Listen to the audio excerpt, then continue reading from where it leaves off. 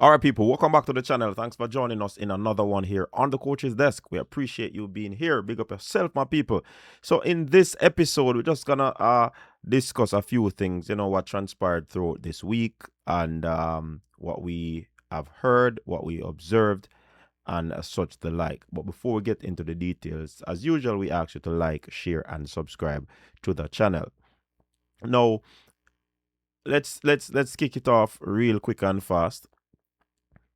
For some time or a few probably weeks ago, I did a video where I indicated that Kemba Nelson has left Elite, and for some reason, the information was kind of distorted, where it was stated that she'll be going to um, Tumbleweed, but that is not the case.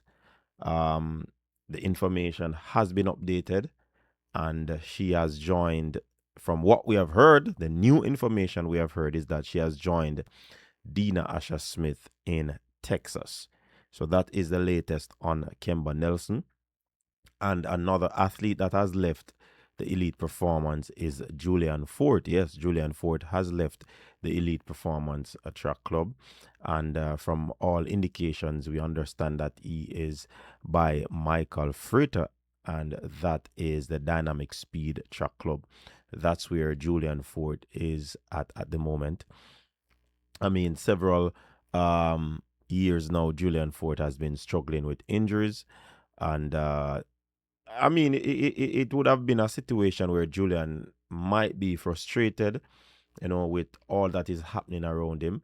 And with this newfound club, I just hope that, he'll be able to get over that injury and, try as best as possible to perform at optimum, right? So we wish Julian Forte all the best as he goes into his new training regime and his new club. Yeah. We see where Brianna Liston and Sabrina Dockery seem to be going through some sort of intense background training at the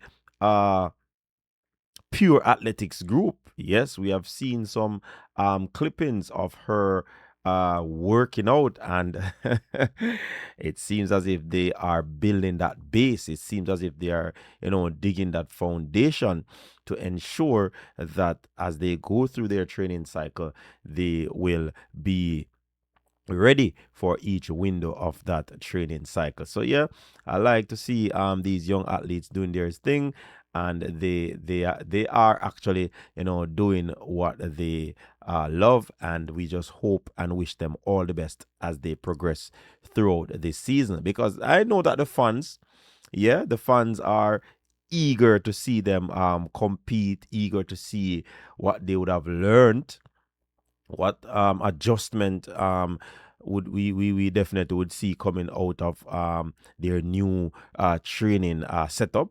So yeah, we're looking forward to that, and I'm happy that Brianna is fit and ready, and certainly the other day she ensured that she clear up all rumors about her not representing Jamaica. She said that that is not true, and she'll be repping the black, green, and gold. We see also information surface that Elaine is back at Elite. For some reason, I am not too much interested in the latest where that is concerned, because I spoke about that a few months ago. Yeah, so it's not new, nothing new that she's at Elite. Yeah, but it's going to be interesting to see how they move and work around that. You know, the when she went to Elite first, they weren't able to manage that injury that she has. So I guess they would have put something in place, put a measure in place to ensure that they manage that injury that she has been having over the years. So let's see. People talking about Elaine running that sports day for Asafa's kid, And that was a huge thing on the internet, Elaine giving the parents some sort of jump and run past them, Sapphire also did his thing at the sports day. So yeah, it's interesting. I can't wait, to see where things go with Elaine in this new season. Definitely, I can't wait. Um, the situation with Marvin Bracy-Williams is also another interesting one because we understand that some more information should be coming out of that one, you know? So let's see how that one pans out because it's gonna be very, very, very, very, very interesting to see what comes out of this Marvin Bracy Williams situation where he has been banned for 45 months. So it is what it is at the moment, my people. Yeah, man, big up on yourself. I certainly appreciate the love and the support. I see all the comment. Yeah, man, I see all the comment. I might not be able to I might not be able to respond to all the comments, but I have seen the comments and yeah, definitely looking forward to that. But this new season is going to be very, very interesting for the most part because um Kerika Hill at MVP is something to look forward to, you know. Akira Nugent at the Racers Track Club is also something to look forward to. Tiana Lee Terrelong, she's someone that we definitely want to look forward to in seeing Grace in the track, we have been hearing that things are looking pretty decent for her, yeah.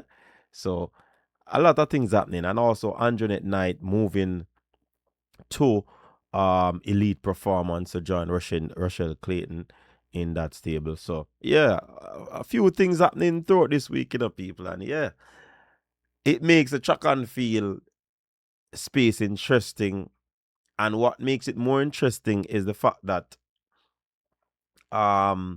they talk about the situation with the women's 100 meters, putting marketing and improving vision on the or viewership on the event, putting the athletes at risk, but again, it is a hit or miss situation.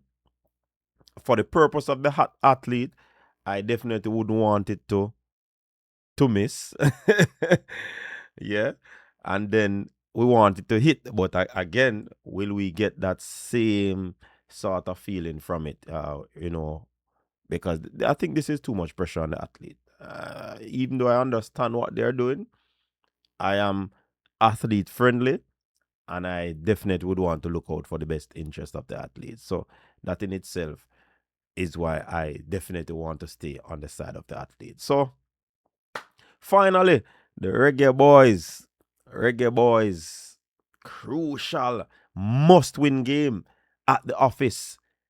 We understand that Grand Slam is sold out. So let us see what will transpire in this one. We're going to say World Cup. Anyways, people, big up on yourself. Thanks for joining. Until next time. Peace.